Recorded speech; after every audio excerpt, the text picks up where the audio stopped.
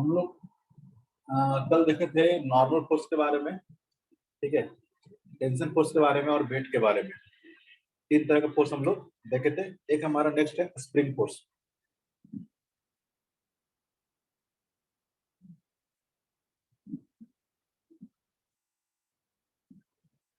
बस basic basic जानकारी दे रहा हूँ सारे फोर्स के बारे में।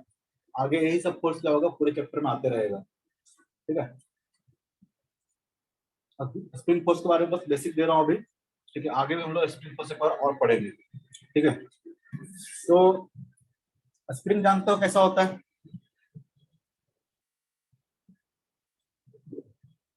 इस तरह का स्ट्रक्चर होता है स्प्रिंग का। ठीक है, इस तरह से बाइंड होता है। तो आपने देखा होगा कि कभी मान लो कि स्प्रिंग को इधर की ओर फोर्स लगा के आप खींचो। ठीक है, तो इस एंड को खींचने के लिए क्या करना पड़ता है? आपको फोर्स लगाना पड़ता है। ठीक है, और इसको जब खींचोगे तो क्या हो जाएगा? ये स्प्रिंग कुछ ऐसा हो जाएगा। मान लो कि ओरिजिनल लेंथ इसका था एल नॉट। ओरिजिनल लेंथ क्या है इसका? L not. अब इस स्प्रिंग को खींच के आपने इसका लेंथ कितना कर दिया है? एल नॉट प्लस एक्स कर दिया है। एल नॉट प्लस एक्स कर दिया है। तो अगर आप इसको खींच के अगर लेंथ बढ़ा दिए हो, इसको हम लोग बोलते हैं इलोंगेटेड स्प्रिंग। ये क्या हो गया? तो स्प्रिंग में इलोंगेशन आ गया है, इलोंगेटेड स्प्रिंग। ठीक है, और अगर मान लो कि इतना तक इसको खींच के आपको होल्ड करना है, इसको इक्विलिब्रियम में रखना है ताकि ये पॉइंट क्या करे, मूव ना करे। इस केस में स्प्रिंग क्या करेगा? एक फोर्स आपकी तरफ लगाएगा, क्योंकि जैसे इसको छोड़ोगे क्या हो जाएगा? स्प्रिंग क्या हो जाएगा? वापस अपने नेचुरल लेंथ में आ जाएगा। इसको बोलते हैं हम लोग, ये जो है ये हम नेचुरल लेंथ है। नेचुरल लेंथ मतलब जैसा ओरिजिनल लेंथ था। ठीक है, ये आपका natural length of the spring होगा। जैसे नेचुरल लेंथ ऑफ स्प्रिंग को क्या करोगे आप? चेंज करोगे, या फिर खींच के बड़ा कर दो, या फिर क्या करो, इसको कॉम्प्रेस्ड कर दो, या फिर इसको कॉम्प्रेस्ड कर दो। इधर के फोर्स लगा के इस स्प्रिंग का जो लेंथ है एल नॉट से क्या करो आप? कम कर दो। दोनों केस में क्या करेगा? तो दोनों केस में स्प्रिंग क्या करेगा? एक फोर्स लगाएगा। ठीक है, अगर इसका लेंथ मान लो कि एल नॉट माइनस कितना हो गया? एक्स आ गया। माइनस एक्स लिखा हूं क्यों? क्योंकि इसका लेंथ क्या हो गया? कम हो गया है। एक्स से क्या हो गया लेंथ? यहाँ पे कम हो गया। यहाँ पे एक्स से क्या हो गया लेंथ? इसका इंक्रीज किया। ये हमारा हो गया इलोंगेटेड स्प्रिंग, ये हो गया हमारा कॉम्प्रेस्ड स्प्रिंग। कॉम्प्रेस्ड स्प्रिंग दोनों केस में देखोगे तो क्या होगा? जैसे आप स्प्रिंग को क्या करते हो? इलोंगेट करते हो। ठीक है, जैसे इलोंगेट करना शुरू करते हो, जैसे इसके नेचुरल लेंथ को बढ़ाते हो, स्प्रिंग क्या करता है? एक इस डायरेक्शन में फोर्स क्या करेगा? अप्लाई करेगा। ये क्या है आपका? Spring force. ये क्या है आपका? Spring force. आप फील भी करते हो, कोई स्प्रिंग लो उसको क्या करो? खींचो। जैसे खींच करते हो तो ऐसा लगता है कि स्प्रिंग जैसे छोड़ेंगे क्या हो जाएगा? वापस से अपने नेचुरल लेंथ पे आने की कोशिश करता है।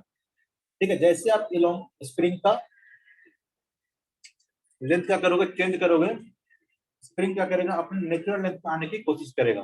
जैसे आप खींच के इसको बढ़ा दी हो, तो जो स्प्रिंग का फोर्स होगा इस तरह से लगेगा कि ये जो लेंथ बढ़ा है उसको क्या करे? वापस से घटा के क्या कर ले हम लोग? एल नॉट कर ले। ठीक है, तो ये जो स्प्रिंग फोर्स होता है वो क्या होता है? अप्लाइड फोर्स के हमेशा देखना अपोजिट में आएगा। आपने फोर्स अप्लाइड किया इधर इलोंगेट करने के लिए, तो स्प्रिंग फोर्स कैसा होगा? इधर के होगा।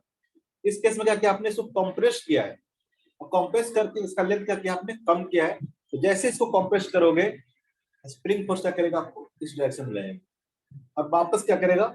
स्प्रिंग अपने नेचुरल लेंथ पे आने की कोशिश करेगा। यहाँ पे देखो स्प्रिंग फोर्स क्या होगा? इस डायरेक्शन में लाएगा। यहाँ पे फोर्स कैसा लगेगा? इस डायरेक्शन में लाएगा। ये फोर्स क्या था आपका? अप्लाइड फोर्स था। हमेशा स्प्रिंग फोर्स क्या होगा? अप्लाइड फोर्स के अपोजिट डायरेक्शन में लगेगा। अप्लाइड फोर्स के अपोजिट डायरेक्शन में लगेगा। ठीक है, तो डायरेक्शन क्या होगा? हमेशा जो होगा वो क्या होगा? अप्लाइड फोर्स के अपोजिट डायरेक्शन में होगा। और ये जो मैग्नीट्यूड ऑफ फ्रिक्शन फोर्स होता है, सॉरी फ्रिक्शन फोर्स बोल रहा हूँ, मैग्नीट्यूड ऑफ जो स्प्रिंग फोर्स होता है वो कितने के बराबर होता है? तो ये स्प्रिंग फोर्स होता है। ठीक है, इसे नीचे लिखते हैं। जो स्प्रिंग फोर्स होता है, ठीक है, F S directly proportional to X होता है। यहाँ पे एक्स क्या है, एक्स है आपका इलोंगेशन या फिर कॉम्प्रेशन, दोनों की बात कर लेते हैं। ठीक है, या तो इलोंगेट करो या तो कॉम्प्रेस करो, दोनों केस में क्या होगा। ठीक है, तो जो स्प्रिंग फोर्स होगा क्या होगा, डायरेक्टली प्रोपोर्शनल टू एक्स होगा। फील भी कर सकते हो, जैसे जैसे स्प्रिंग को आप बढ़ाते जाओगे, लेंथ आपको बढ़ाते जाओगे, उस तरह से आपको ये जो फोर्स होगा करना पड़ेगा, इंक्रीज करना पड़ेगा। ऐसा नहीं है कि एक कांस्टेंट फोर्स लगा दो, स्प्रिंग क्या करेगा, इलोंगेट करते रहे। ठीक है, जैसे जैसे स्प्रिंग को ज्यादा खींचना हो, ज्यादा फोर्स आपको क्या करना पड़ेगा, अप्लाई करना पड़ेगा। सेम काम यहाँ पे होगा, अगर स्प्रिंग को आपको ज्यादा दबाना हो तो क्या करना पड़ेगा, ज्यादा फोर्स क्या करना पड़ेगा, अप्लाई करना पड़ेगा। ये जो स्प्रिंग फोर्स होता है क्या होता है, डायरेक्टली प्रोपोर्शनल टू एक्स होता है। या फिर बोल सकते हैं हम लोग कि डायरेक्टली प्रोपोर्शनल टू क्या होगा, माइनस ऑफ एक्स। माइनस बस इसलिए लगा रहा हूं मैं क्योंकि जो स्प्रिंग फोर्स होगा क्या होगा, अगर एक्स इधर की ओर है, ठीक है, एक्स क्या है, इधर की ओर है, तो जो स्प्रिंग फोर्स लग रहा हो क्या लग रहा है, इधर की ओर लग रहा है। स्प्रिंग फोर्स क्या लग रहा है, इधर की ओर लग रहा है। यहाँ पे देखोगे तो एक्स क्या है, तो स्प्रिंग का जो डिस्प्लेसमेंट हुआ है एक्स क्या है, इधर की ओर है, तो स्प्रिंग फोर्स क्या लग रहा है, इधर की ओर लग रहा है। इसलिए हम लोग लिख रहे हैं, इसका अपोजिट में है ना, इसलिए हम लिख रहे हैं minus. F S is directly proportional to minus of X. और इस प्रोपोर्शनलिटी कांस्टेंट को हटाते हैं, आता है F S equal to minus of K into X. ये वो क्या है, स्प्रिंग फोर्स है, स्प्रिंग फोर्स है। जहां पे जो के है, उसको के को बोलते हैं, एक कांस्टेंट है, उसको बोलते हैं हम लोग स्प्रिंग कांस्टेंट। स्प्रिंग कांस्टेंट, ये अलग अलग स्प्रिंग के लिए क्या होगा, अलग अलग होगा। ठीक है, इसको बोलते हैं हम लोग स्प्रिंग कांस्टेंट।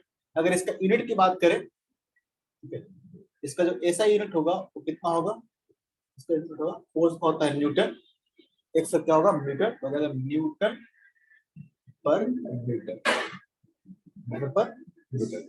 ये क्या है, स्प्रिंग कांस्टेंट है, डिपेंड करेगा अलग अलग स्प्रिंग पे कि स्प्रिंग का डायमेंशन क्या है। ठीक है, स्प्रिंग का लेंथ कितना है, इसके लिए कहने का मतलब किस तरह का मटेरियल का स्प्रिंग बना हुआ है, अलग अलग टाइप के मटेरियल के लिए स्प्रिंग कांस्टेंट क्या होगा, अलग अलग होगा। अगर आपको स्प्रिंग कांस्टेंट पता है, अगर मान लो किसी में एलोंगेशन या फिर कॉम्प्रेशन आपको पता है, के इंटू एक्स क्या आ जाएगा आपका, के इंटू एक्स आपका आ जाएगा स्प्रिंग फोर्स। ठीक है, यहाँ पे एक्स क्या हो गया, एक्स हो गया या तो इलोंगेशन या फिर कॉम्प्रेशन, इलोंगेशन या फिर कॉम्प्रेशन, जो बोल लो। ठीक है, अगर नेचुरल लेंथ से, अगर नेचुरल लेंथ से जहां अगर आप चेंज करोगे, जैसे कि मान लो कि एक स्प्रिंग है,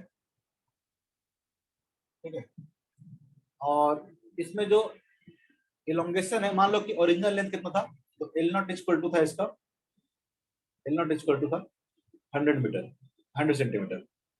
अब मान लो कि इस टाइम पे ऐसा के का वैल्यू दे रखा आपको, के का वैल्यू दे रखा 100 न्यूटन पर मीटर, 100 न्यूटन पर मीटर। ठीक है, अब मान लो अभी जो लेंथ है, अभी लेंथ आपका 110 सेंटीमीटर, अभी लेंथ कितना है, 110 सेंटीमीटर है, और क्या है, इक्विलिब्रियम पे है अभी, अभी क्या है, इक्विलिब्रियम। इसका मतलब क्या होगा, तो ये जो फोर्स होगा, ये जो फोर्स होगा एक इक्वल टू क्या होगा, के इंटू एक्स के बराबर होगा। अगर ये पॉइंट क्या है, इक्विलिब्रियम है, इसका मतलब इधर जितना फोर्स लग रहा होगा उतना ही फोर्स क्या लग रहा होगा, स्प्रिंग के द्वारा इधर लग रहा होगा। स्प्रिंग का फोर्स क्या होता है, के इंटू एक्स के बराबर होता है। ठीक है, आप बोल सकते हो के कितना हो गया, कि आपको दिया हुआ है 100 मल्टीप्लाई बाय एक्स। एक्स कैसे निकालेंगे, एक्स या तो एलोंगेशन हो या तो कंप्रेशन हो, कैसे निकालेंगे, तो लेंथ ऑफ द स्प्रिंग जितना दिया हुआ है माइनस आपको नेचुरल लेंथ, अगर आपको इलोंगेशन है तो। अगर मान लो कंप्रेशन है तो, ठीक है, मान लो कि आपने कंप्रेस करके इसको 90 सेंटीमीटर कर दिया, तो क्या होगा, ओरिजिनल लेंथ माइनस क्या हो जाएगा, जो अभी लेंथ है। ठीक है, एक्स आपको कंप्रेशन या फिर इलोंगेशन है, और कंप्रेशन या इलोंगेशन कैसे निकालेंगे, तो ओरिजिनल लेंथ से कितना चेंज हुआ है, x basically change in length है, जैसे बोल सकते हैं चेंज इन लेंथ कितना होगा, 110 माइनस 100 सेंटीमीटर। इसको कन्वर्ट कर लो मीटर में, कन्वर्ट कर लो मीटर में, कितना देगा, 10⁻⁻, तो कितना आ जाएगा, क्या जाएगा, 10 न्यूटन। यानी इस स्प्रिंग को, ठीक है, 110 सेंटीमीटर तक एक्सपेंड करने के लिए आपको 10 न्यूटन का फोर्स चाहिए, या फिर इस कंडीशन में इसको होल्ड करने के लिए आपको 10 न्यूटन का फोर्स क्या होगा, रिक्वायर्ड होगा, तभी स्प्रिंग क्या होगा, इस कंडीशन में होल्ड रहेगा, अदरवाइज क्या होगा, ये कॉम्प्रेस्ड हो जाएगा, अदरवाइज क्या हो जाएगा, कॉम्प्रेस हो जाएगा। इतना फोर्स आपको चाहिए। क्लियर है? ये बहुत बेसिक चीज है, आगे हम लोग वापस स्प्रिंग के बारे में पढ़ेंगे। ठीक है? सर या बोलो। ये वैरी करता है साइज स्प्रिंग पे। एक स्प्रिंग के लिए क्या होगा, फिक्स होगा। अलग अलग स्प्रिंग लोगे तो क्या होगा, उसका स्प्रिंग कांस्टेंट क्या होगा, अलग अलग होगा। हर स्प्रिंग के लिए क्या होता है, स्प्रिंग कांस्टेंट अलग अलग आपको क्वेश्चन में क्या रहेगा, दिया रहेगा। क्लियर है? Yes sir. ठीक है, ये आपको ऐसे हम लोग अभी पढ़ेंगे, बहुत बेसिक सा चीज हम लोग शुरू किए, पहला क्लास से टाइप क्लास से देखा जाए तो, क्योंकि पहला क्लास तो बहुत छोटा हुआ था। तो बेसिक हम लोग फोर्स के बारे में यहाँ पे जान लिए हैं, कैसा कैसा फोर्स यहाँ पे आपको देखने को मिलेगा। ठीक है, हम लोग स्टार्ट करते हैं न्यूटन लॉज ऑफ मोशन। ठीक है,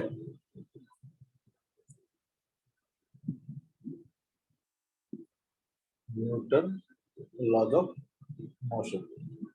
न्यूटन ने बेसिकली 3 लॉज ऑफ मोशन दिए। ठीक है, first law of motion, second law of motion and third law of motion. ठीक है, करके तीनों पढ़ेंगे। पहला, Newton first law of motion, जानते हो कोई,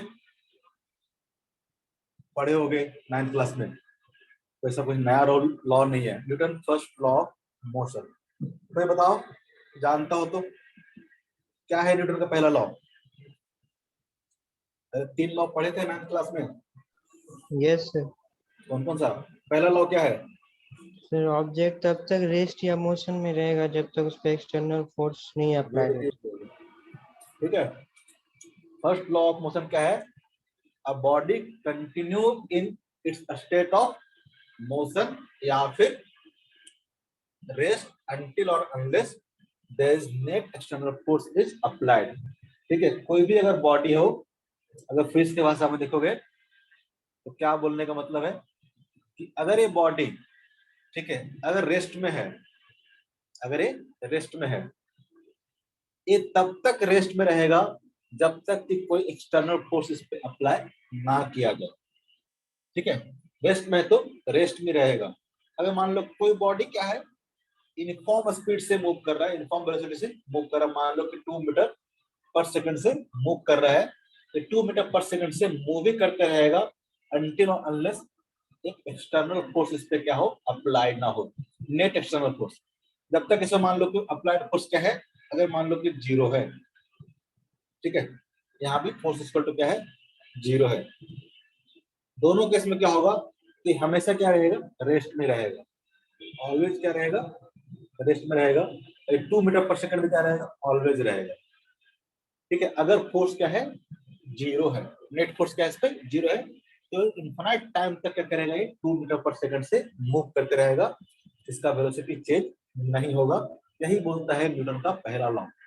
ठीक है, a body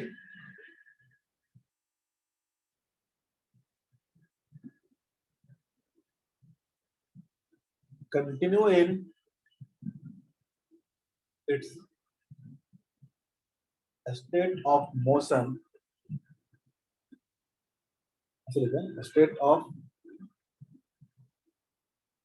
state of rest or uniform motion, uniform motion along a straight line। Obvious uniform motion बोल रहे हैं, मतलब डायरेक्शन भी चेंज नहीं होगा। तो ये body continue in its state of rest और uniform motion along a straight line until or unless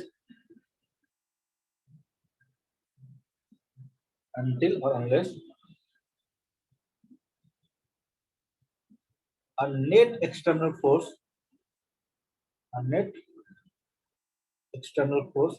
is applied, यही आपका न्यूटन का फर्स्ट लॉ, कि जब तक कोई भी एक्सटर्नल फोर्स अगर अप्लाइड ना हो तो बॉडी क्या करेगा, अपना जो भी स्टेट है उसका, चाहे वो स्टेट ऑफ रेस्ट हो, चाहे वो क्या हो, यूनिफॉर्म मोशन का हो, फोर्स को चेंज नहीं करेगा। अगर इसको आपको चेंज करना है, इसको रेस्ट से मोशन में लाना है, या फिर इसके मोशन को रेस्ट में लाना है, या फिर इसके मोशन को चेंज करना है, ठीक है, चाहे वो मैग्नीट्यूड हो चाहे वो डायरेक्शन हो, हर केस में आपको क्या होगा, फोर्स लगाना पड़ेगा। अगर फोर्स नहीं लगाते हो उस केस में अपना स्टेट ऑफ रेस्ट या फिर स्टेट ऑफ मोशन क्या करेगा, चेंज नहीं करेगा। और ये जो प्रॉपर्टी है किसी भी बॉडी का, अगर नेट फोर्स आपका जीरो है, अपना स्टेट चेंज नहीं करता है, इस प्रॉपर्टी को हम लोग क्या बोलते हैं, इनर्शिया ऑफ द बॉडी। ठीक है, इसी प्रॉपर्टी को हम लोग क्या बोलते हैं, इनर्शिया बोलते हैं किसी बॉडी का। इनर्शिया मतलब अपना स्टेट क्या करेगा, खुद से वो चेंज नहीं करेगा, जिस स्टेट में रहेगा उस स्टेट में अपने आप को मेंटेन करना चाहेगा। तो Newton first law of motion से बेसिकली इनर्शिया के बारे में हमको पता चलता है। ठीक है,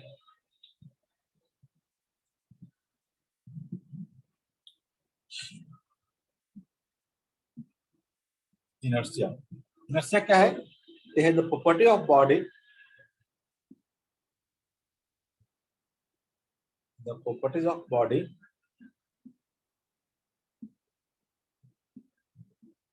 to restrict a change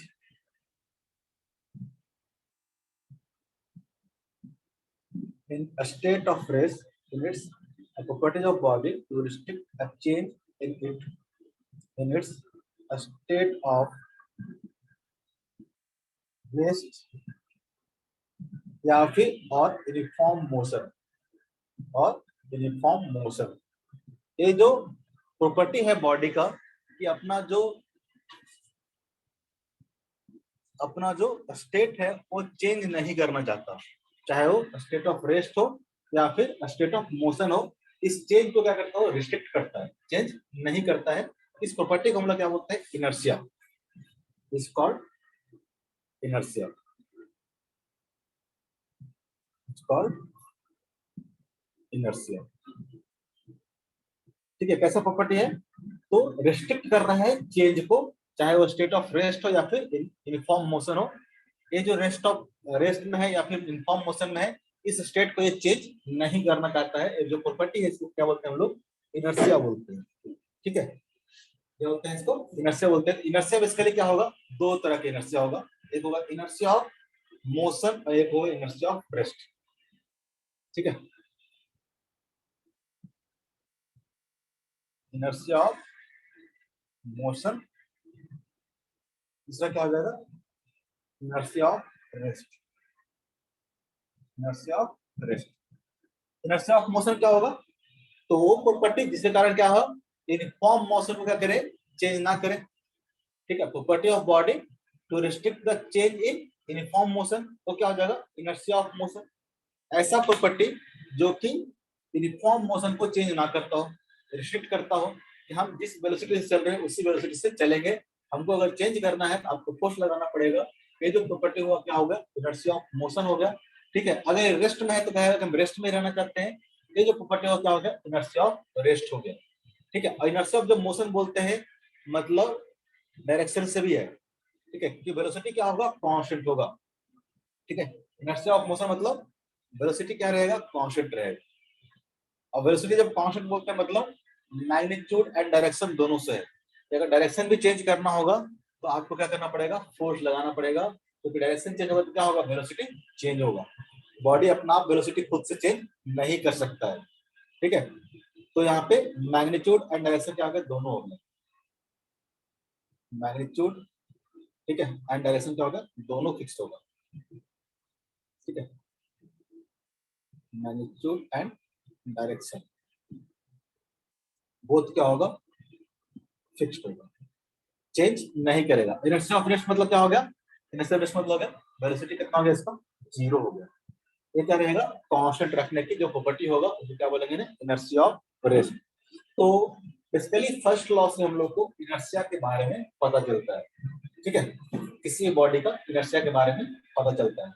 आप जैसे कि पूछे कि किसका इनर्शिया ज्यादा होगा, किसका इनर्शिया कम होगा। फॉर एग्जाम्पल, ठीक है, मान लो कि हमने दो ब्लॉक लिया है, एक क्या है 5 kg का है और एक ब्लॉक क्या है मान लो कि 10 kg का, 10 kg का ए एंड क्या हो गया, बी हो गया। दोनों क्या है, रेस्ट में है, दोनों क्या है, रेस्ट में है। अगर पूछे कि बताओ इनर्शिया ऑफ ए ज्यादा होगा कि इनर्शिया ऑफ बी ज्यादा होगा, किसका इनर्शिया ज्यादा होगा? इनर्शिया ज्यादा होने से क्या मतलब है, जिसका इनर्शिया ज्यादा होगा उसको उसका स्टेट को चेंज करने के लिए आपको क्या करना पड़ेगा, ज्यादा फोर्स लगाना पड़ेगा, ज्यादा इफेक्ट डालना पड़ेगा। एक तरह से बोल सकते हैं कि जिसका इनर्शिया ज्यादा होगा वो अपना स्टेट क्या करेगा, ज्यादा मेंटेन करने की कोशिश करेगा। तो किस में ज्यादा इनर्शिया होगा, इनर्शिया ज्यादा किस में होगा बताओ? बी में। बी में, ठीक है। या फिर सेम एग्जांपल लूं मैं यहाँ पे, ये 5 kg का ब्लॉक है, ये मूव कर रहा है 10 मीटर पर सेकंड से। ये क्या है, 10 kg का ब्लॉक है, ये भी मूव कर रहा है 10 मीटर पर सेकंड से। सेम केस अगर पूछो कि इसको वेलोसिटी चेंज करने के लिए आपको ज्यादा एफर्ट डालना पड़ेगा, ऑब्वियसली इसका ज्यादा डालना पड़ेगा। जिसका मास ज्यादा होगा उसके पास इनर्शिया क्या होगा, ज्यादा होगा। और इनर्शिया ज्यादा होने का मतलब क्या होगा, तो अपना जो स्टेट है उसको ज्यादा मेंटेन करने की कोशिश करेगा, ठीक है। तो हम लोग बोल सकते हैं कि इनर्शिया ऑफ जो बी होगा वो क्या होगा, greater than inertia of A होगा। Inertia of B is greater than inertia of A, inertia of A, ठीक है। दोनों केस में, चाहे इस वाला केस में ले लो चाहे इस वाला केस ले लो, दोनों केस में क्या होगा, इनर्शिया ऑफ बी क्या होगा, ज्यादा होगा इनर्शिया ऑफ ए से। तो बेसिकली जो मास है, ठीक है, मास आपको बताता है किसी बॉडी का इनर्शिया ज्यादा है कि कम है। ज्यादा मास रहेगा तो क्या होगा, ज्यादा इनर्शिया होगा, और कम मास है तो क्या होगा, कम इनर्शिया होगा। तो हम लोग ऐसे बोलते हैं कि मास इज द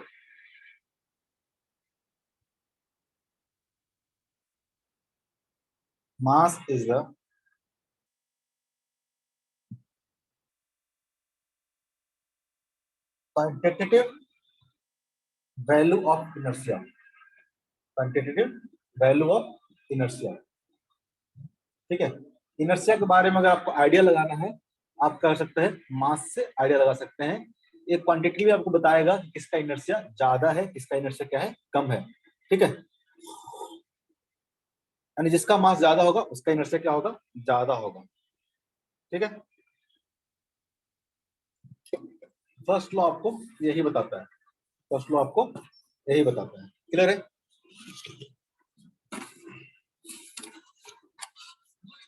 जैसे कि आपसे एग्जाम्पल पूछे, बहुत सारे एग्जाम्पल है, आपने 9th क्लास में पढ़ा होगा, उतना हम ज्यादा डिटेल में जाते हैं, बस थोड़ा बहुत आपसे पूछ लेता हूं मैं, ठीक है। जैसे कि मान लो एक ट्रेन है और इस ट्रेन पे आप मान लो कि खड़ा हो, और ये ट्रेन क्या करे, मान लो कि इनिशियली क्या कर रहा था, मूव कर रहा था 100 किलोमीटर पर आवर से, और सडनली क्या हो जाए, सडनली इसका जो वेलोसिटी हो जाए 0 हो जाए, ठीक है, इसका वेलोसिटी क्या हो जाए, 0 हो जाए। इस केस में आप आगे की ओर झुकोगे या पीछे की ओर झुकोगे, ठीक है, आगे की ओर झुकोगे या फिर पीछे की ओर झुकोगे? पीछे। क्यों? बेसिकली क्या, सडन चेंज इन इनर्शिया, मतलब मोशन। बेसिकली क्या होगा, इनर्शिया ऑफ मोशन के कारण। क्यों? क्योंकि देखो आप क्या कर रहे हो, ट्रेन के साथ साथ आप भी क्या कर रहे होगे, 100 किलोमीटर पर आवर से मूव कर रहे होगे रिलेटिव मोशन में। यहाँ पे रखे हुए तो क्या है, जितना से ट्रेन मूव कर रहा होता है हम भी मूव कर रहे होंगे। जैसे ट्रेन ये क्या हुआ, रुक गया, ठीक है, जैसे ट्रेन क्या हुआ, रुक गया, आपका जो पैर है तो क्या है, इसके कांटेक्ट में है, यहाँ फ्रिक्शन रुक्शन लगेगा, और ए पार्ट क्या आ जाएगा, आपका रेस्ट में आ जाएगा, ए पार्ट क्या आ जाएगा, जल्दी आपका रेस्ट में आ जाएगा, ठीक है। उस केस में ए पार्ट क्या होगा, रेस्ट में आ जाएगा, लेकिन जो अपर पार्ट है वो क्या कर रहा होगा, अभी भी मूव कर रहा होगा 100 किलोमीटर पर आवर से, ठीक है। ए पार्ट क्या करेगा, आपको आगे की ओर झुक जाएगा, पार्ट क्या करेगा, आपको, ठीक है। फिर आपके जो मसल्स होंगे उसको क्या करेंगे, पीछे खींच करके आपको बैलेंस देंगे। लेकिन स्टार्टिंग में देखोगे तो क्या करोगे, आप आगे की ओर झुक जाओगे। सेम चीज अगर मान लो कि 100 किलोमीटर पर आवर से जा रहा था, और सडनली क्या किया इसने, स्पीड करके इंक्रीज कर दिया, मान लो कि 200 किलोमीटर पर आवर कर दिया तुरंत, ठीक है। सडनली क्या किया इसने, अपना स्पीड क्या कर दिया, इंक्रीज कर दिया। उस केस में क्या, आगे की ओर झुकोगे या फिर पीछे की ओर झुकोगे? पीछे की। पीछे क्यों? क्यों? क्योंकि आप 100 किलोमीटर पर आवर चल रहे थे, ठीक है, तो आपका जो ट्रेन है क्या क्या 200 किलोमीटर पर आवर चल गया, मतलब ये जो नीचे वाला पोर्शन है उसने तो क्या किया है, उसने स्पीड पकड़ लिया 200 किलोमीटर पर आवर, क्योंकि इससे क्या था, कांटेक्ट में था, इसका जो पार्ट है लोअर पार्ट, तो क्या करेगा, जल्दी क्या करेगा, 200 किलोमीटर पर आवर आ जाएगा। लेकिन जो अपर पार्ट हो क्या है, अपर पार्ट का स्पीड कितना है, 100 किलोमीटर पर आवर। ये लोअर पार्ट कितना जाएगा, आपको आगे चला जाएगा। इसका मतलब क्या लगेगा आपको, आप क्या आगे पीछे आ गए, आप बेसिकली पीछे नहीं जाते हो, आप तो यहीं पे है जहां पे पहले थे। ये ट्रेन क्या चला गया, आगे चला गया है, आपको लोअर पार्ट क्या चला गया है, आगे चला गया है, आपको लगता है कि हम पीछे आ गए, ठीक है, आपको लगता है कि है पीछे आ गए, आपका ये जो पार्ट है यहीं पे है, आपका जो फ्रंट पार्ट होकर चला गया आगे चला गया, आपको लगता है पीछे है। इस केस में क्या होता है, इस केस में ये जो आपका फ्रंट पार्ट होकर क्या जाता है, आगे चला जाता है, ठीक है, ऐसा लगता है कि हम इस तरह से बेंड करेंगे, ठीक है, चाहे घुड़सवार वाला हो, साइकिल वाला हो, बाइक वाला हो, ट्रेन वाला हो, ऐसे कुछ एग्जाम्पल होता है सब में, ठीक है। अगर मान लो कि ट्रेन रुका हुआ है, सडनली क्या हो, स्टार्ट होता है, आपको क्या लगता है, पीछे को झटका लगता है। ऐसा इसलिए होता है क्योंकि जो लोअर पार्ट हो क्या करता है, आगे बढ़ जाता है, और जो अपर पार्ट हो क्या आता है, वहीं पे रहता है, ठीक है। लोअर पार्ट अगर आगे बढ़ गया और अपर पार्ट वहीं पे, अपर पार्ट क्या लगता है आपको, पीछे चला गया। अपर पार्ट एक्चुअली पीछे जाता नहीं है, अपर पार्ट का है वहीं पे है, इनर्शिया ऑफ रेस्ट के कारण, और लोअर पार्ट क्या कर गया, आपको आगे बढ़ा गया है, ठीक है, क्लियर है?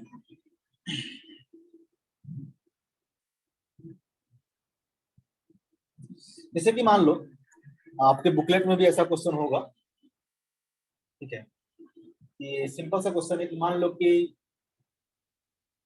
ऐसा ट्रेन है, और ट्रेन में होता है ना इस तरह से बना होता है, स्लीपर वाला में या एसी वाला में इस तरह से बना होता है, 2 सीट बना होता है, या 2 या 3 रहता है। अब मान लो कि आप यहाँ बैठे हो और आपका दोस्त क्या बैठा हो, यहाँ बैठा हो, ठीक है, और मान लो सपोज दैट ये जो ट्रेन है मूव कर रहा था 60 किलोमीटर पर आवर से, 60 किलोमीटर पर आवर से, और आपने क्या किया कि जैसे मान लो 60 किलोमीटर पर आवर से मूव कर रहा था, और इसने क्या किया, अपना ब्रेक लगा दिया, ठीक है, ब्रेक लगा दिया मतलब आपको इसको रिटार्डेशन मिलेगा, इधर की ओर क्या किया है, एक्सेलरेशन आ गया है। अब जैसे ही ब्रेक लगाया, आपने क्या किया, यहाँ से एक बॉल गिराया, या फिर मान लो कि चॉकलेट गिराया, ठीक है, आपने क्या किया, जस्ट चॉकलेट क्या किया, ड्रॉप किया, जस्ट क्या ड्रॉप किया, तो ये ट्रेन क्या कर रहा है, डी एक्सेलेट कर रहा है। इस केस में ये जो चॉकलेट होगा, क्या आपके फ्रेंड के हाथ में आएगा, या इससे आगे गिरेगा, या इससे पीछे गिरेगा, बताओ, क्वेश्चन समझ में आया, क्वेश्चन समझ में आया? क्वेश्चन मैं लिख नहीं रहा हूँ, आपको बुकलेट में होगा कहीं ना कहीं है, ठीक है, मैं क्या बोल रहा हूँ, ये 2 फ्रेंड बैठे हुए थे इस तरह से, ठीक है, 2 सीट पे इस तरह से ऊपर नीचे। अगर मान लो कि ट्रेन क्या करता, 60 किलोमीटर पर आवर से जाता, तो यहाँ से जो चॉकलेट ड्रॉप करता क्या करता, सीधे नीचे जाता, इसके हाथ में आता। लेकिन अभी क्या है कि जैसे इसने चॉकलेट ड्रॉप किया, ट्रेन क्या किया है, डी एक्सेलेट करना शुरू किया है, ब्रेक लगा दिया है, ठीक है। उस केस में ये जो चॉकलेट आएगा वो क्या अभी भी इसके हाथ में गिरेगा, या इसके आगे गिरेगा, या इसके पीछे गिरेगा, कहाँ पे गिरेगा, बताओ, कोई तो बताओ,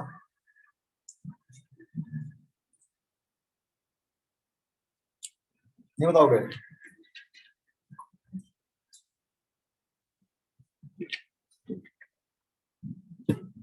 स्वाति,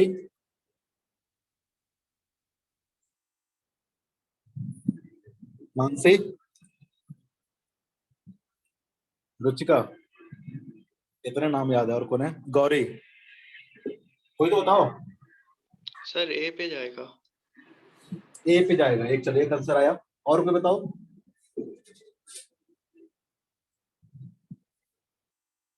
सबका यही है, अभिषेक, सर हमें बोले। तुम ही बोला क्या, दीपक, नहीं नहीं पता सर। चलो ये भी आंसर है, नहीं पता सर, कम से कम ये बताओ कि नहीं पता। सोचो क्या होगा कि अभी सर सर लग रहा है बी पे जाएगा। ये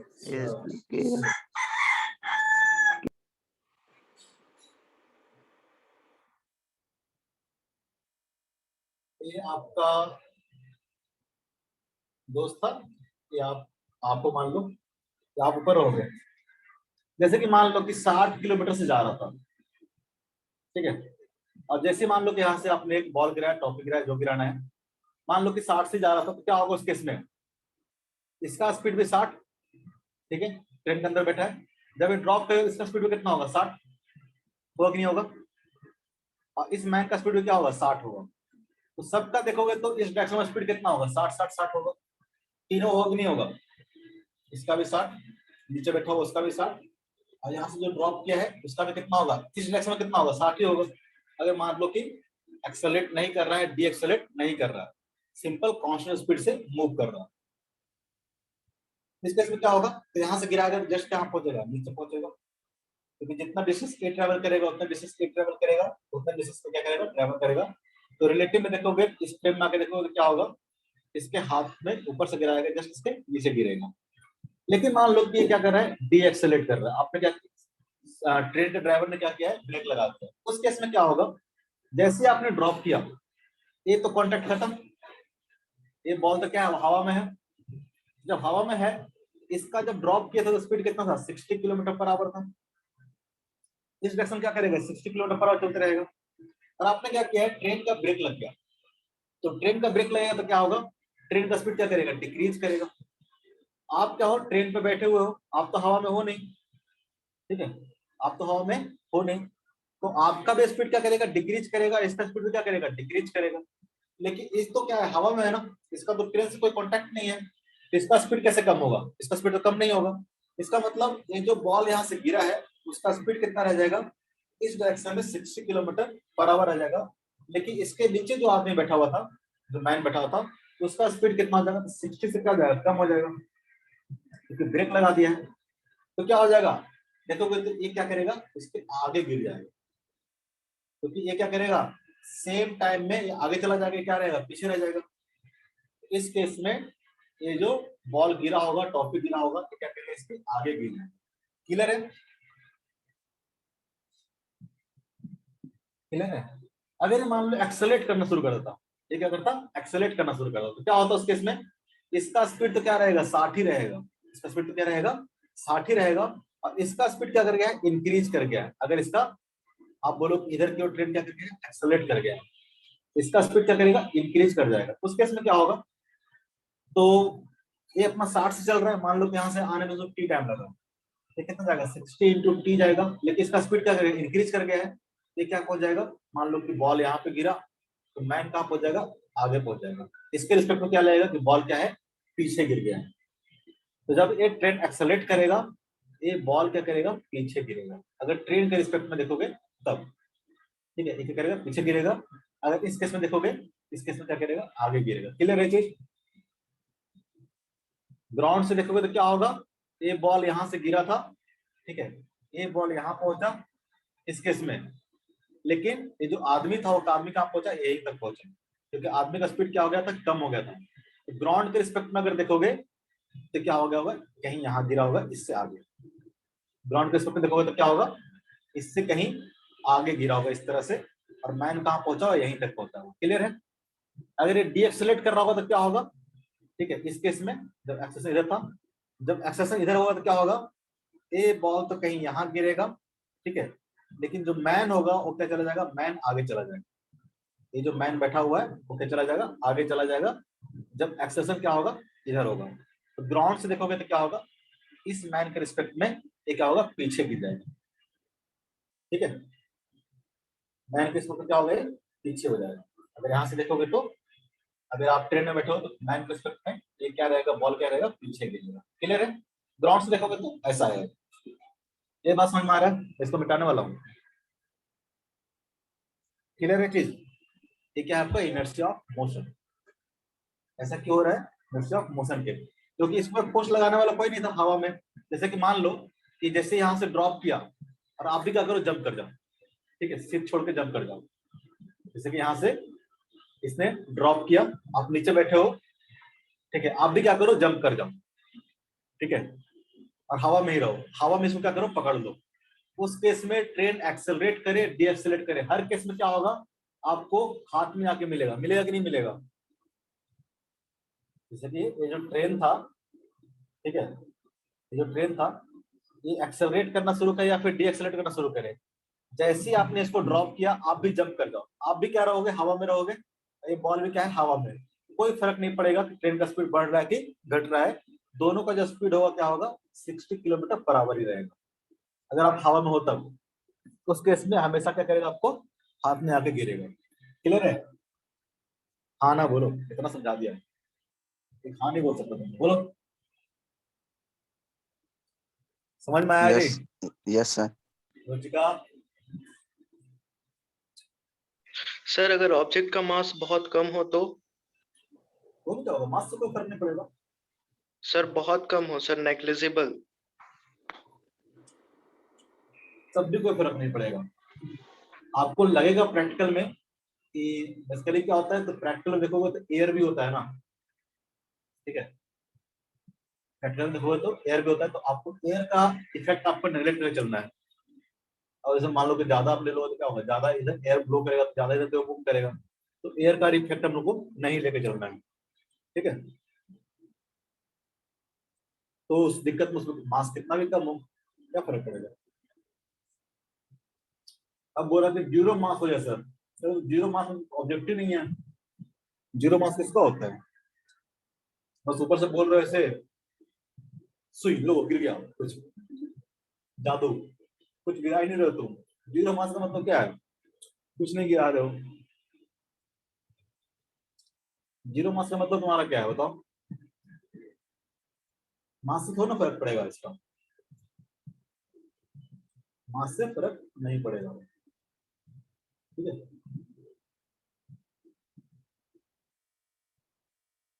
क्लियर है चीज, आप बता सकते हो यस सर। कब ऑब्जेक्ट आगे रहेगा, कब ऑब्जेक्ट पीछे रहेगा।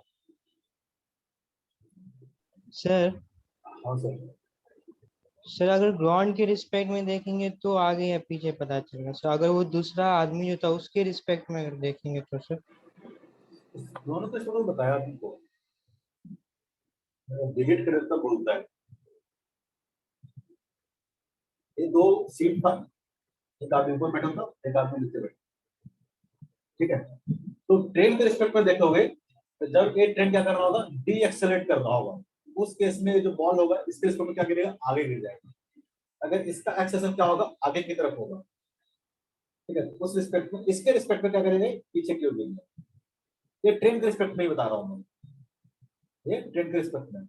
अगर ये एक्सेलरेट करेगा तो उस केस में क्या करेगा, बॉल इससे पीछे गिरेगा, ठीक है।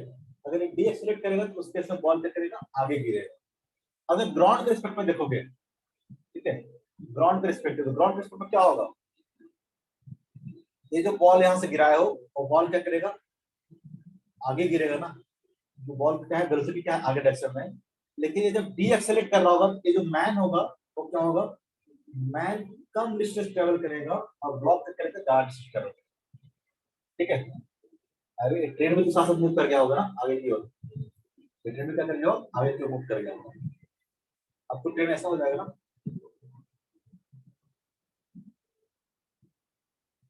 ट्रेन कैसा हो जाएगा, ऐसा हो जाएगा, ठीक है। मैन के रिस्पेक्ट में क्या देखिएगा, इसको आगे की ओर।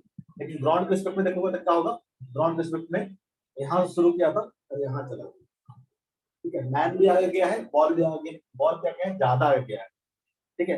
अगर ये डी इस वाला केस में आते हैं, जब एक्सेलरेट करेगा तो उस केस में क्या होगा, उस केस में भी देखोगे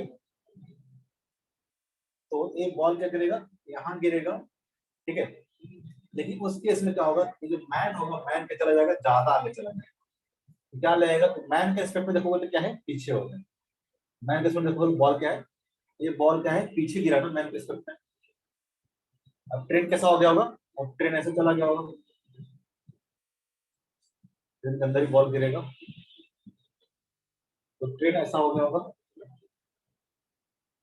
यहाँ पे जो कंपार्टमेंट में बैठा हुआ आदमी है, ठीक है, उसके रिस्पेक्ट में क्या लगेगा, यहाँ से देखा हुआ ना, बॉल तो यहाँ से गिरा था, इसके रिस्पेक्ट में ये बॉल लगेगा कि इधर क्यों आएगा, इसके रिस्पेक्ट में क्या है, पीछे गिरा है।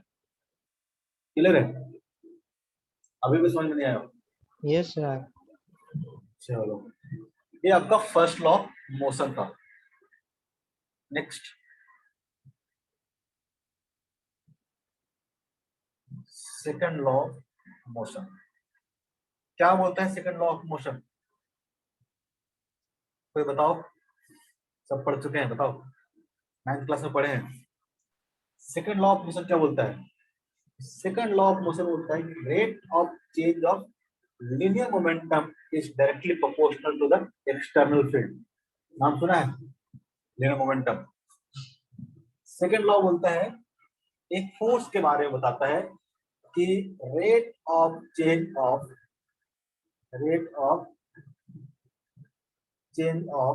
linear momentum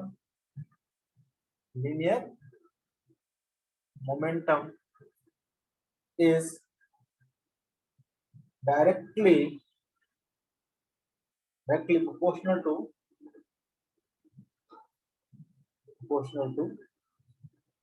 external field। ये क्या है? सेकंड लॉ ऑफ मोशन है। क्या बोल गया? मतलब बोलता है कि जो एक्सटर्नल फील्ड होगा, एक्सटर्नल फोर्स जो होगा, फील्ड नहीं फोर्स, एक्सटर्नल फोर्स, तो जो फोर्स एक्सटर्नल फोर्स होगा क्या होगा? ये होगा directly proportional to rate of change of linear momentum. ठीक है, आपको पता होगा लीनियर मोमेंटम क्या होता है? लीनियर मोमेंटम क्या होता है? अरे गधा लोग बताओ। mv। हाँ, लीनियर मोमेंटम क्या होता है? तो इसको डिनोट करते हैं हम लोग पी से। तो होता है मास इनटू वेलोसिटी।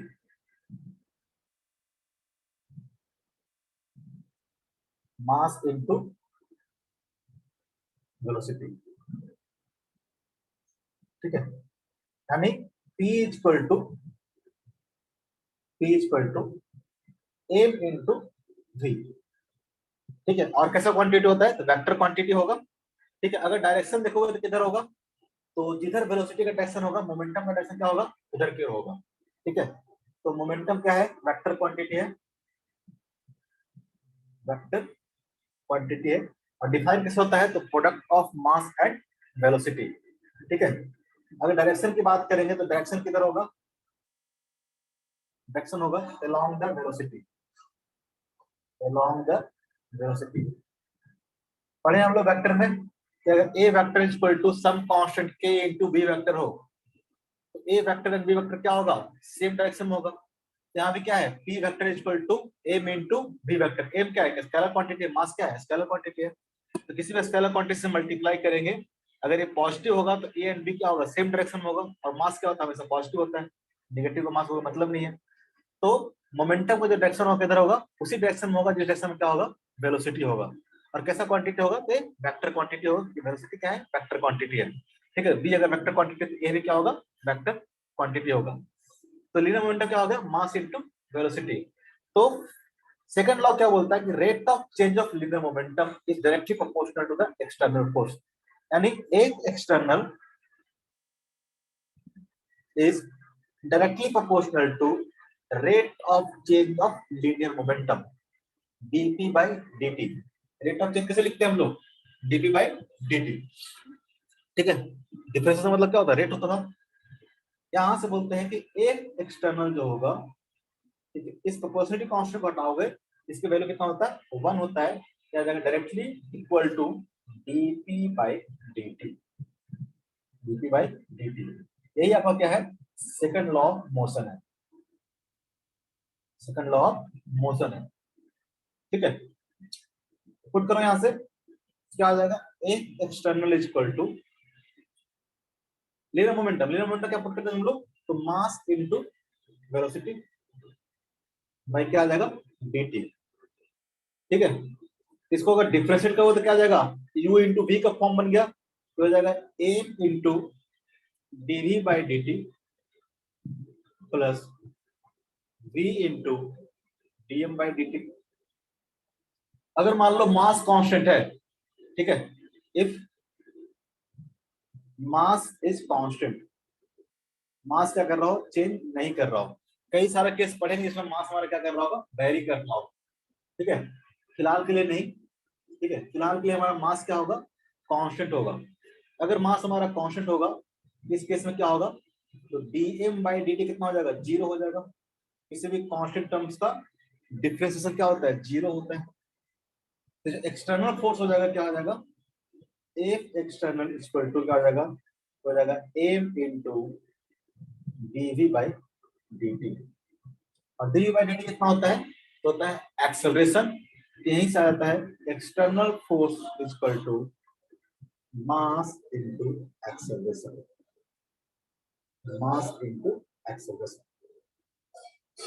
ये आपका सेकंड लॉ ऑफ मोशन है। ठीक है, आया कहां से, यहीं से आया। दोनों क्या है, सेकंड लॉ ऑफ मोशन है, दोनों सेम चीज है।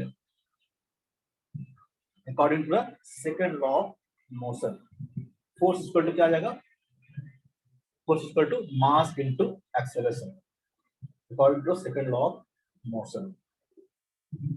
मतलब किसी भी बॉडी पे लगने वाला एक्सटर्नल फोर्स क्या होगा, तो मास इंटू एक्सेलरेशन के बराबर होगा, मास इंटू एक्सेलरेशन के बराबर होगा। ठीक है, जब भी हम लोग एक एक्सटर्नल की बात करते हैं, ठीक है, मतलब ये नेट फोर्स है।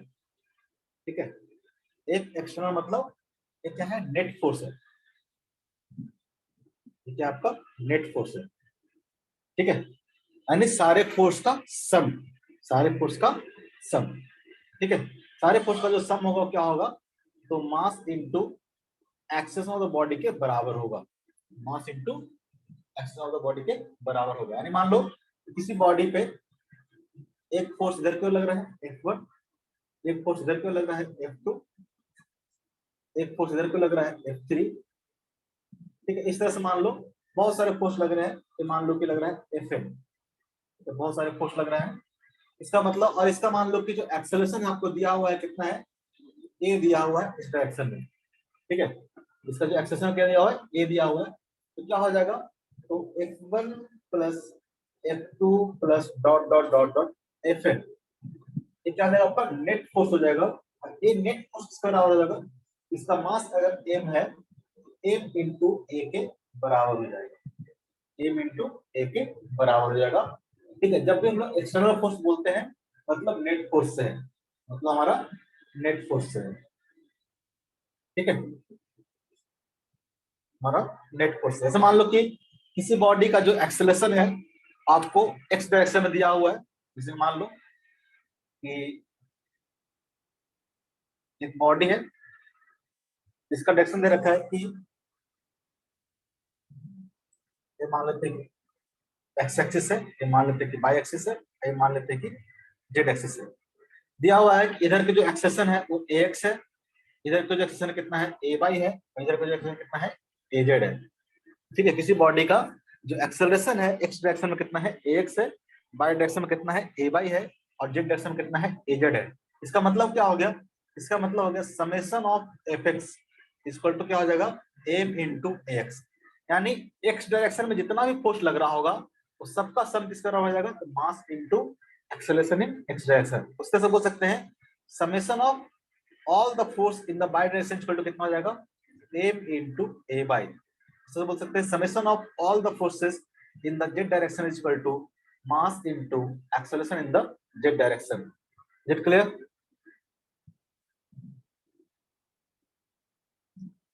क्लियर है चीज? अरे सो गया सब?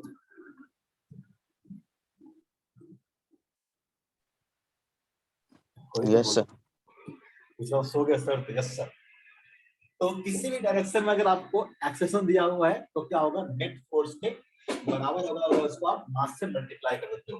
ठीक है, एक्स बाई जेड आपको पता है कि तीन इंडिपेंडेंट डायरेक्शन है। ठीक है, तो एक्स डायरेक्शन में एक्सेशन इतना है, किसी भी डायरेक्शन में, किसी भी डायरेक्शन में आपको एक्सेशन पता हुआ है। ठीक है, इसका मतलब तो उस डायरेक्शन में लगने वाला जो नेट फोर्स होगा वो किसके बराबर होगा, मास इनटू एक्सेलरेशन के बराबर होगा। यही आपका सेकंड लॉ है। ठीक है, अगर आप देखोगे तो सेकंड लॉ को, तो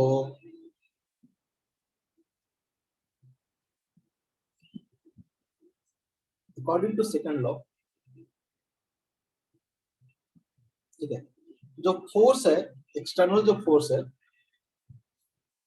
तो आपको क्या बोलता है, external force equal to rate of change of momentum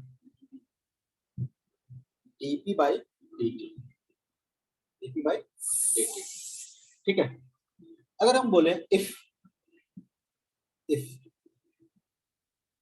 external is equal to zero, if external is equal to zero, अगर मान लो लगने वाला नेट फोर्स क्या है, जीरो है, तो जीरो कब आएगा, किसी भी फंक्शन का डिफरेंशियल जीरो कब आता है, इसका मतलब p क्या हो जाएगा, कांस्टेंट हो जाएगा।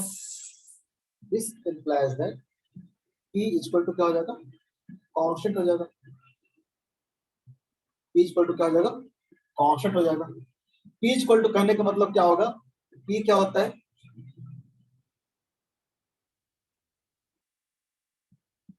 इसको अगर डिफरेंशिएट करते क्या आता है, m into dv by dt,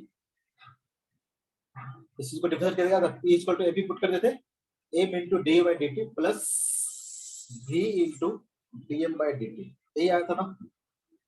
इसका मतलब क्या हो जाएगा, जीरो हो जाएगा, क्या हो जाएगा, जीरो हो जाएगा। मोमेंटम और कांस्टेंट है, ठीक है, तो इसको जब डिफरेंशिएट करेंगे तो क्या आएगा, जीरो आएगा। और इस चीज को डिफरेंशिएट किया तो क्या मिला था, यही मिला था। कांस्टेंट मास के लिए हम उसको जीरो कर दिए थे, कांस्टेंट मास को इसको जीरो कर दिए थे। ये क्या बताता है कि अगर मोमेंटम कांस्टेंट है, फोर्स क्या होगा, जीरो है। या कैसे बोल सकते हैं कि अगर फोर्स जीरो है, फोर्स अगर जीरो है तो मोमेंटम क्या रहेगा, कांस्टेंट रहेगा। ठीक है, मोमेंटम क्या रहेगा, कांस्टेंट रहेगा। ठीक है, if external force is zero, this implies that momentum क्या रहेगा, कांस्टेंट रहेगा।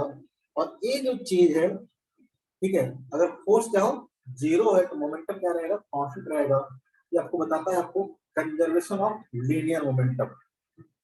ये आपको क्या हो गया, तो हो गया conservation of linear momentum, conservation of linear momentum.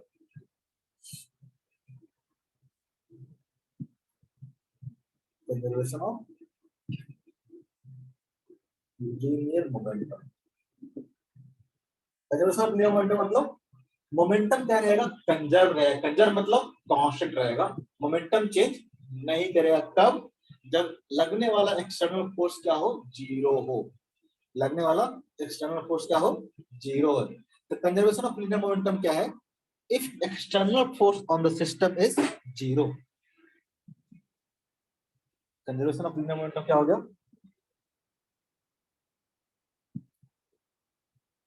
Conservation of linear momentum. ठीक है, if external force on system is zero, on system is zero, then linear momentum of system will remains क्या होगा, constant, will remains constant।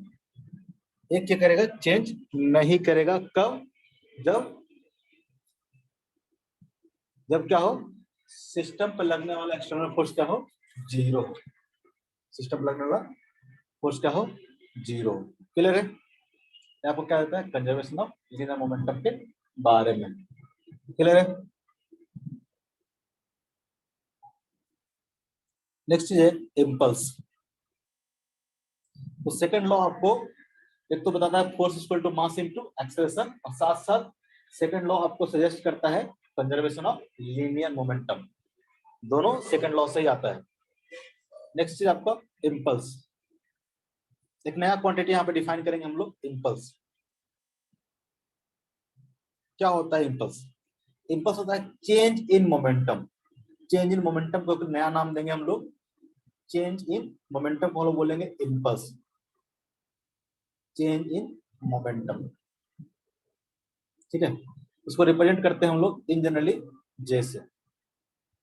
ठीक है, momentum vector quantity है, तो change in momentum में कैसा क्वांटिटी होगा, वेक्टर क्वांटिटी होगा। ठीक है, जैसे हम लोग बोले कि force equal to force equal to क्या आएगा, तो DP by dt, DP by dt, DP by dt मतलब हम लोग ऐसे बोल सकते हैं कि अगर एवरेज फोर्स की बात करें, ठीक है, एवरेज फोर्स की बात करें, एवरेज फोर्स इक्वल टू क्या आ जाएगा, डीपी मतलब change in momentum, change in momentum by क्या आ जाएगा, टाइम इंटरवल, बाई क्या आ जाएगा, टाइम इंटरवल। ठीक है, यहां से बोल सकते हैं कि चेंज इन मोमेंटम क्या आ जाएगा, तो डेल्टा पी इक्वल टू क्या आ जाएगा, डेल्टा पी इक्वल टू आ जाएगा F into D T, F into D T. अगर दोनों साइड आप इंटीग्रेट कर दो तो क्या आ जाएगा, डेल पी इक्वल टू क्या आ जाएगा, integration of F D T. और डेल पी क्या है, ये डेल पी है आपको इम्पल्स, तो change in momentum, change in momentum equal to क्या आ जाएगा, अगर एवरेज के टर्म में देखो तो एफ एवरेज इंटू क्या आ जाएगा, डेल्टा पी आ जाएगा, F average into delta P, यानी डेल्टा पी इक्वल टू क्या आ जाएगा, F average into delta P. Average की बात करें तब, नहीं तो क्या आ जाएगा, delta P equal to integration of F D T. और ये क्या है आपका, यही आपका है इम्पल्स, क्या आपका जे, क्या आपका जे, इम्पल्स इक्वल टू क्या आ जाएगा, integration of F D T. ठीक है, तो जे इक्वल टू आप लिख सकते हो, जे इक्वल टू, ठीक है, change in momentum delta P मतलब final momentum minus initial momentum equal to क्या आ जाएगा, इक्वल टू आ जाएगा integration of F D T. ये क्या होगा आपको, इम्पल्स होगा। जब भी आपको इम्पल्स निकालना होगा मतलब आपको बेसिकली क्या करना है, चेंज इन मोमेंटम निकालना है, चेंज इन मोमेंटम निकालना है। ठीक है, जैसे कि मान लो कि आपको ग्राफ दिया हुआ है, सपोज दैट आपको फोर्स वर्सेस टाइम का ग्राफ दिया हुआ है, फोर्स वर्सेस टाइम का ग्राफ दिया हुआ कुछ इस तरह से, तो फोर्स क्या कर रहा है, टाइम के साथ इस तरह से वेरी कर रहा है। तो पूछे कि बताओ t इक्वल टू t1 से लेके t इक्वल टू t2 तक जो इम्पल्स होगा कितना होगा, इम्पल्स कितना होगा, तो इम्पल्स इक्वल टू आपको पता है क्या होता है, integration of F D T. और integration of F D T मतलब क्या होगा, एरिया की बात करते हैं हम लोग, जब हम लोग इंटीग्रेशन की बात करते हैं मतलब एरिया की बात करते हैं, मतलब ये इसका जो एरिया होगा, इसका जो एरिया होगा वो क्या होगा आपका, इम्पल्स के बराबर होगा, जो कि क्या होगा, integration of F D T के बराबर होगा। Area under F T curve आपको क्या देगा, इम्पल्स के बारे में इंफॉर्मेशन देगा। अगर आपको ग्राफ के टर्म में दिया हुआ, कौन सा ग्राफ, तो फोर्स वर्सेस टाइम ग्राफ दिया हुआ है, फोर्स वर्सेस टाइम ग्राफ दिया हुआ है, फोर्स वर्सेस टाइम ग्राफ का जो एरिया होगा क्या देगा आपको, इम्पल्स देगा। ठीक है, क्या देगा, इम्पल्स देगा। याद रखना इम्पल्स क्या है बेसिकली, तो चेंज इन मोमेंटम है। अब चेंज इन मोमेंटम जैसे निकालना हो, चेंज इन मोमेंटम जैसे भी निकालना हो, ठीक है, तो change in momentum equal to क्या हो जाएगा, एफ dt, एफ dt मतलब एरिया अंडर एफ टी का। क्लियर है, सर ऊपर में एफ एवरेज क्यों लिए? मतलब एवरेज टाइम के लिए, मतलब कहाँ पे, ठीक है, जैसे कि मान लो कि ऐसा दिया हुआ है, जैसे कि मान लो कि, चलो एग्जांपल के तौर पर करते हैं, जैसे कि मान लो कि 1 kg का जो ब्लॉक है, ठीक है, यहां से गिर रहा है, ठीक है, मान लो कि 20 मीटर का हाइट दिया हुआ, 20 मीटर का हाइट से एक ब्लॉक क्या किया, नीचे गिर रहा है, फिर यहाँ पे टकराया, ठीक है, और टकरा के क्या किया, ऊपर गया। तो बोलेगा कि बताओ ये जो अर्थ होगा, अर्थ इस पर कितना फोर्स लगा रहा होगा, अर्थ जो है force exerted by the earth on the block कितना होगा, कैसे निकालेंगे, तो कैसे निकालेंगे बताओ, सर एम ए, एम में, हाँ एम इंटू ए मतलब क्या, सर अगर ये ग्रेविटी, देखो क्या होगा, क्योंकि फोर्स क्यों लगाएगा, पहला बात तो है फोर्स से लगाएगा। जैसे कि मान लो ये ब्लॉक यहाँ से गिर रहा था, ये ब्लॉक यहाँ से गिरा हुआ, यहाँ पे कुछ नहीं, इसको वेलोसिटी होगा, ठीक है। अब यहाँ से टकराया और इसका वेलोसिटी क्या हो गया, ऊपर की ओर हो गया, इसका वेलोसिटी क्या हो गया, ऊपर की ओर हो गया। तो पहले अगर मोमेंटम देखोगे, इनिशियल मोमेंटम क्या होगा, नीचे की ओर होगा, जो क्या होगा, मास इनटू वेलोसिटी होगा। अब फाइनल मोमेंटम देखोगे तो फाइनल मोमेंटम क्या होगा, ऊपर की ओर होगा, पी फाइनल क्या होगा, तो m इंटू v क्या हो जाएगा, अपवर्ड डायरेक्शन में हो जाएगा। जितना स्पीड से टकराया होगा उतना स्पीड से क्या होगा, रिटर्न कर जाएगा, ठीक है, कोई एनर्जी लॉस नहीं हो रहा, जितना स्पीड से टकराया होगा उतने स्पीड से क्या हो रहा है, रिटर्न कर रहा है। लेकिन क्या हो रहा है, पहले मोमेंटम क्या था, डाउनवर्ड डायरेक्शन में था, अब मोमेंटम क्या है, अपवर्ड डायरेक्शन में है। अब मोमेंटम क्या है, अपवर्ड डायरेक्शन में है। यहाँ पे क्या हुआ, मोमेंटम चेंज हुआ कि नहीं हुआ, अगर फाइनल माइनस इनिशियल देखोगे तो क्या हो गया, मोमेंटम चेंज हो गया, मोमेंटम चेंज हो गया। तो ये मोमेंटम, मान लो कि ये जो कोलिजन टाइम है आपको दिया हुआ है कि डेल्टा टी है, मान लो कि डेल्टा टी है, डेल्टा टी टाइम में क्या क्या है, मतलब ड्यूरिंग द कोलिजन जो टाइम हुआ कितना हुआ, डेल्टा टी हुआ, ठीक है। मतलब ये जब यहाँ पे आया था, इससे टकराया और जब रिटर्न हुआ, ये टाइम कितना है, डेल्टा टी है। एक एवरेज आपको टाइम इंटरवल दे दिया है, आपको कोई इंस्टेंटेनियस टाइम दिया नहीं है, ऐसा नहीं है कि तुरंत हो गया चेंज, एक टाइम लगा होगा कुछ ना कुछ, इस टाइम में क्या हो गया, चेंज हुआ होगा। यहाँ पे अगर पूछे कि बताओ अर्थ जो होगा इस पर कितना फोर्स लगा रहा होगा, क्योंकि अगर मोमेंटम चेंज हुआ है, अगर मोमेंटम चेंज हुआ है अकॉर्डिंग टू सेकंड लॉ क्या बोलता है, तो मोमेंटम जब भी चेंज होगा, मोमेंटम तभी चेंज होगा जब कोई ना कोई फोर्स लगा होगा। यहाँ पे कौन फोर्स लगा रहा होगा, यहाँ पे फोर्स लगा रहा होगा, अर्थ लगा रहा होगा, यहाँ पे फोर्स क्या लगा रहा होगा, अर्थ लगा रहा होगा। अगर यहाँ पर निकालना है एवरेज फोर्स कितना होगा, एवरेज फोर्स होगा change in momentum by time, delta P by कितना हो जाएगा, डेल्टा टी हो जाएगा। और डेल्टा पी मतलब चेंज इन मोमेंटम मतलब फाइनल माइनस इनिशियल। अगर अपवर्ड डायरेक्शन को आप पॉजिटिव लेते हो तो क्या आ जाएगा, एम भी माइनस ऑफ माइनस एम भी डिवाइडेड क्या हो जाएगा, डेल्टा टी हो जाएगा, क्या हो जाएगा, डेल्टा टी हो जाएगा, कितना हो जाएगा, 2mb बाई डेल्टा टी। अब क्या हो जाएगा, इतना एवरेज फोर्स क्या करेगा, अर्थ इस पे लगाएगा, क्या करेगा, इस पे एवरेज फोर्स इस पे इतना लगाएगा। अगर मास आपको दिया हुआ है कि 1 kg है, ठीक है, तो बोलेगा बताओ चेंज इन मोमेंटम कितना होगा, चेंज इन मोमेंटम कितना होगा। मान लो कि डेल्टा टी आपको दे दे कि delta T equal to 0 point कुछ भी ले लो, 0.02 सेकंड। मान लो कि ये जो कोलिजन हुआ है इतने टाइम इंटरवल के लिए हुआ है, ठीक है, इतने टाइम इंटरवल में उसका मोमेंटम क्या करके है, चेंज कर गया है। तो पूछे बताओ मोमेंटम कितना चेंज होगा या फिर एवरेज फोर्स कितना होगा। आपको मास पता है और यहाँ पे आपको वेलोसिटी पता चल जाएगा, किस वेलोसिटी से हिट करेगा, हाइट दिया हुआ है ना, तो जब ये हिट करेगा तो v इक्वल टू कितना होता है, √2g इंटू h हो जाता है, 2 इंटू जी की वैल्यू कितना 10, h की वैल्यू कितना 20, कितना हो जाएगा, 400 हो जाएगा क्या, 400 यानी कितना हो जाएगा 20 मीटर पर सेकंड, यानी 20 मीटर पर सेकंड से क्या करेगा, हिट करेगा और रिटर्न कितना हो गया है, 20 मीटर पर सेकंड से हो गया है। यहाँ से फोर्स निकाल सकते हैं कि 2 इंटू मास कितना है इसका 1, वेलोसिटी कितना है इसका 20 डिवाइड डेल्टा टी कितना है 0.02, ठीक है। इसका मतलब कितना फोर्स लग रहा होगा, इसको 100 से मल्टीप्लाई कर दो, 2 से 2 क्या हो जाएगा, कैंसिल हो जाएगा, यानी कितना हो जाएगा 2000 न्यूटन का फोर्स क्या कर रहा होगा इस पे लग रहा होगा। ड्यूरिंग द कोलिजन देखोगे तो इतना फोर्स क्या कर रहा होगा इस पे लग रहा होगा। क्लियर है,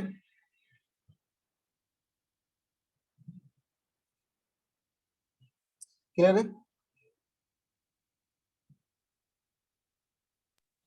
सर वहाँ पे एफ एवरेज क्यों लिखते हैं, एफ सिर्फ नहीं हो सकता। क्योंकि एक टाइम इंटरवल के लिए लगा ना फोर्स।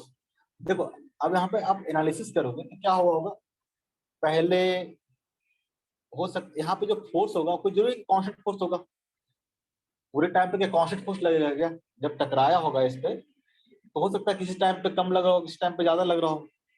हम एक टाइम इंटरवल के लिए बात कर रहे हैं, ठीक है। डेल्टा टी में इतना मोमेंटम चेंज हो गया है, ठीक है।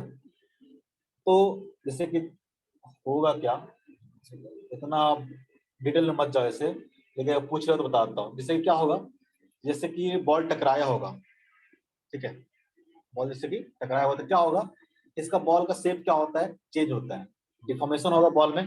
जैसे कि स्प्रिंग की तरह ले लो, स्प्रिंग की तरह, जैसे कि मान लो कि यहाँ से ये जो बॉल है इसका स्प्रिंग की तरह ले लो, होता ऐसा ही है। ऐसे से टकराएगा तो क्या करेगा, पहले ये ब्लॉक क्या करेगा, स्प्रिंग कैसे कंप्रेस होता है, तो ये जो बॉल होगा उसका शेप क्या करता है, कॉम्प्रेस होता है, डिफॉर्मेशन आता है इसके शेप में। वो दिक्कत आपको है कि पता नहीं चलता, वो डिफॉर्मेशन आपको पता नहीं चलता, लेकिन कुछ ना कुछ क्या होता है, डिफॉर्मेशन होता है। और डिफॉर्मेशन होने का कारण क्या करता है, ब्लॉक क्या करता है, अपने ओरिजिनल शेप में आने की कोशिश करता है। इसी कारण क्या करता है, इस पर फोर्स लगाता है। ठीक है, एक बॉडी दूसरे बॉडी को प्रेस करेगा। ठीक है, इसमें जो डिफॉर्मेशन होगा, जैसे कि स्प्रिंग है, स्प्रिंग की तरह है। ठीक है, अगर इसका शेप मान लो कि बिगाड़ के आप ऐसे कर देते हो, तो क्या करेगा, इस डायरेक्शन में फोर्स लगाएगा। ठीक है, तो क्या ये हर टाइम पे फोर्स क्या होगा, एक जैसा होगा क्या? जब डिफॉर्मेशन क्या होगा, इसमें ज्यादा होगा, उस टाइम पे क्या होगा, ज्यादा फोर्स लग रहा होगा। ठीक है, जब डिफॉर्मेशन कम होगा तो फोर्स क्या लग रहा होगा, कम लग रहा होगा।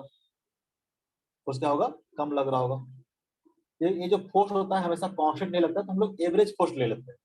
तो क्या करते हैं, इसमें एवरेज फोर्स ले लेते हैं। जब हम लोग कोलिजन देखेंगे तो आपको ज्यादा समझ में आएगा।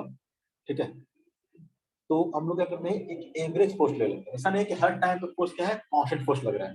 एक टाइम इंटरवल के लिए हम लोग डिफाइन किए कांस्टेंट फोर्स। क्लियर है? क्लियर है? नहीं? Yes sir.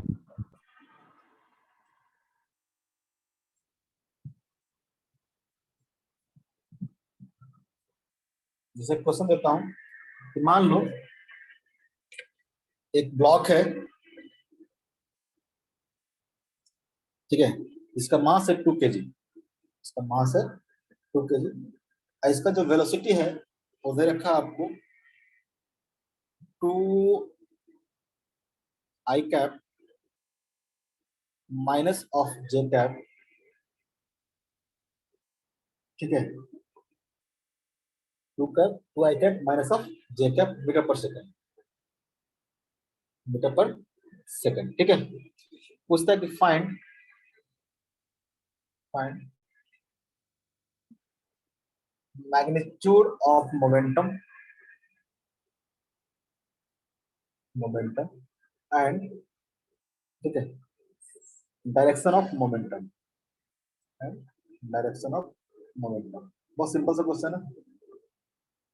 Direction of momentum, magnitude of momentum कितना होगा, डायरेक्शन ऑफ मोमेंटम कितना होगा, फटाक से बता दो।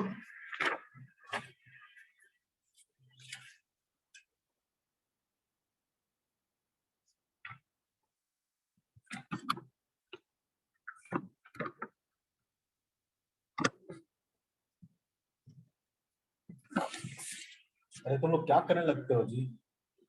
मोमेंटम मतलब क्या, मास इनटू वेलोसिटी। मास कितना है इसका, 2 kg, इनटू वेलोसिटी कितना है, 2 i cap minus j cap.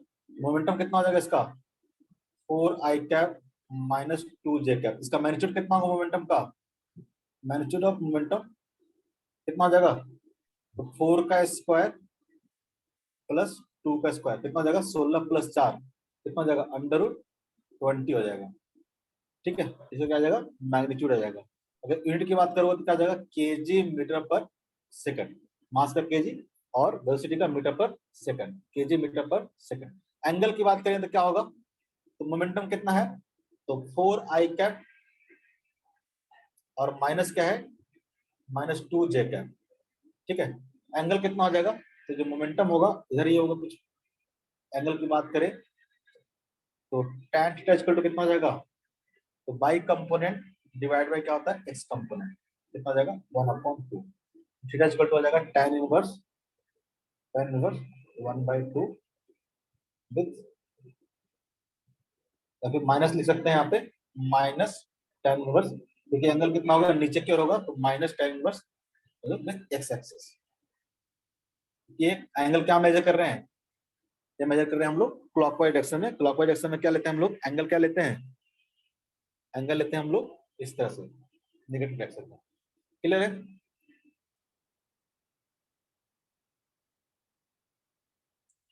If P equal to ठीक है, इस तरह से दिया हुआ है कि ATQ मोमेंटम जो है टाइम के साथ क्या कर रहा है, वेरी कर रहा है। ATQ plus BT² plus C, जहाँ पे ABC क्या है, कांस्टेंट है। A, B, C are constant. Then find force as a function of time. As a function of time क्या होगा? मोमेंटम दिया हुआ है टाइम के साथ, आपको फोर्स निकालना है कि force as a function of time कितना होगा.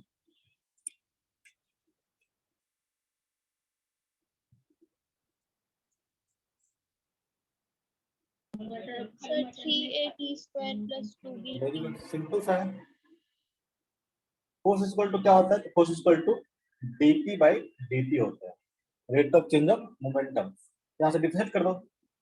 p आपको दिया हुआ फंक्शन ऑफ टाइम, सिंपल सा इसको डिफरेंशिएट कर देना. 3a into T square plus क्या आ जाएगा 2bt और c का क्या आ जाएगा 0 हो जाएगा. फोर्स क्या आ जाएगा आपका? ये आ जाएगा. क्लियर है?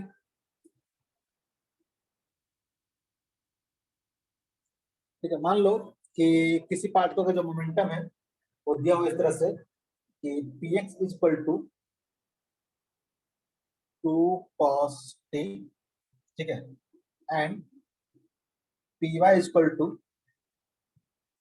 2 sin t, 2 sin t.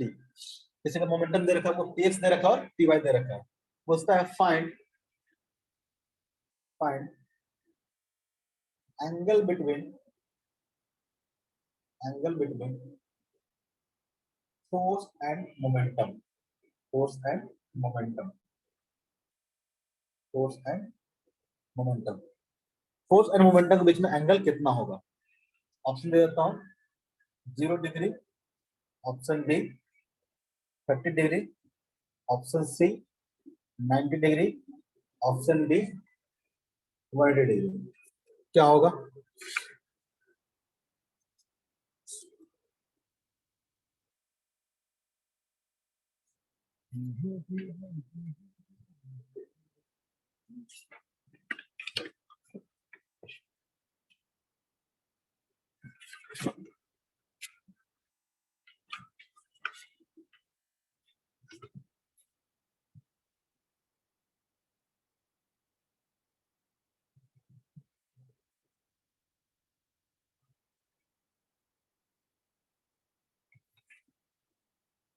क्या होगा?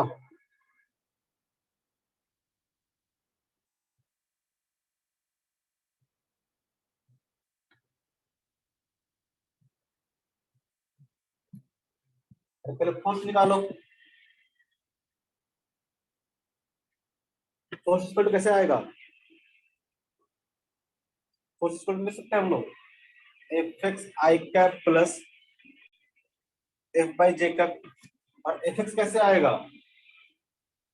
Force equal to dp x by dt आएगा. और fy कैसे आएगा? तो आ जाएगा dp बाई dt आ जाएगा. और इसमें क्या है, अगर आपको px दे रखा है, py दे रखा है, इस डायरेक्शन में फोर्स नहीं आ जाएगा. क्या बताया ऊपर में? ठीक है कि fx इक्वल टू क्या आ जाएगा? मास इनटू एक्सेलरेशन. हम ऐसे ही बोल सकते हैं ना कि ये जो फोर्स है, ठीक है, फोर्स इक्वल टू क्या आ जाएगा? तो x डायरेक्शन में जो फोर्स होगा क्या होगा? dpx बाई dt हो जाएगा. x डायरेक्शन में जो मोमेंटम होगा, rate of change of momentum in x direction क्या हो जाएगा? Force in x direction. होगा कि नहीं होगा? फोर्स इन x डायरेक्शन क्या आ जाएगा? Rate of change of momentum in x direction. Force in y direction क्या आ जाएगा? Rate of change of momentum in y direction. Clear है? तो px कितना दे रखा है? तो px दे रखा है 2 cos t. इसको डिफरेंशिएट करो कितना आ जाएगा? cos का डिफरेंशिएट कितना होता है? Minus cos sin t. तो क्या हो जाएगा? i cap. ठीक है. और sin t का कितना आ जाएगा? 2 into cos t into j cap. तो फोर्स आ गया आपको. अब मोमेंटम देखोगे तो क्या हो जाएगा? Momentum is equal to 2 into cos t into i cap. आपको px दे रखा है, py दे रखा है, मोमेंटम कैसे लिखेंगे? px i cap plus p by j cap. 2 sin t into क्या देगा? j cap. आपका आ गया फोर्स, हो गया मोमेंटम. एंगल निकालना तो क्या करते हैं हम लोग? Dot product. याद है? f vector dot of p vector इसको क्या होता था? Modulus of f vector into modulus of P vector into क्या होगा, cos थीटा होगा। अगर एंगल निकालना हो तो डॉट प्रोडक्ट ले लो, इस दोनों का डॉट करो, देखो कितना आता है, इसका डॉट करो कितना आएगा, आई का आई के साथ, ठीक है, एफ डॉट पी करो कितना आएगा, F vector dot of P vector कितना आएगा, तो minus of 2 sin t into i cap plus 2 cos t into j cap dot of 2 cos t i cap plus 2 sin t j cap dot करो, देखो कितना आ जाएगा, 2 दिन कितना आ जाएगा 4 sin t into cos t कितना आ जाएगा माइनस में, यहाँ पे देखो 2 दिन 4, यहाँ पे cos t into sin t क्या आएगा प्लस में, इसका डॉट करेंगे तो जीरो आ जाएगा, डॉट करेंगे तो जीरो आ जाएगा नहीं आ जाएगा, ये माइनस में और इसका क्या जाएगा प्लस में, हाँ ना नहीं बोलता है, माइनस ऑफ 2 इंटू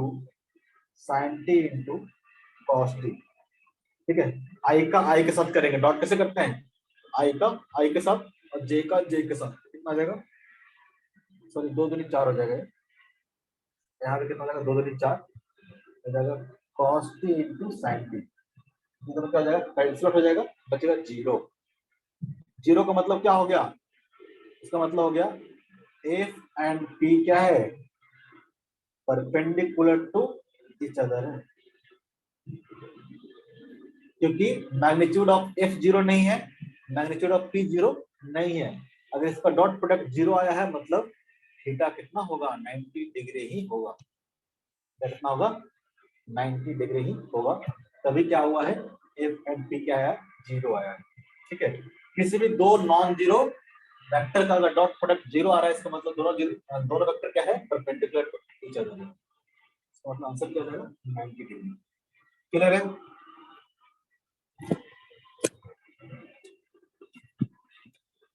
तो ऐसा करना कि होमवर्क कर लेना, ये तो डीबीपी हो गया, और होमवर्क में जो ऑब्जेक्टिव वाला एक्सरसाइज होगा, हमको नहीं पता है ऑब्जेक्टिव जो एक्सरसाइज होगा 1 है या 2 है देख लेना, ठीक है, एक होगा सब्जेक्टिव एक होगा ऑब्जेक्टिव, जो ऑब्जेक्टिव एक्सरसाइज होगा उसमें से आप ट्राई करोगे question number 1 to question number I think 20 तक, क्वेश्चन नंबर 20 तक, क्लियर है।